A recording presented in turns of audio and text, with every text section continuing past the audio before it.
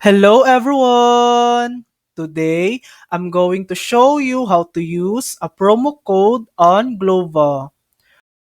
First, open the Glovo app and tap the profile icon in the top left corner. From the menu, go to Promotions.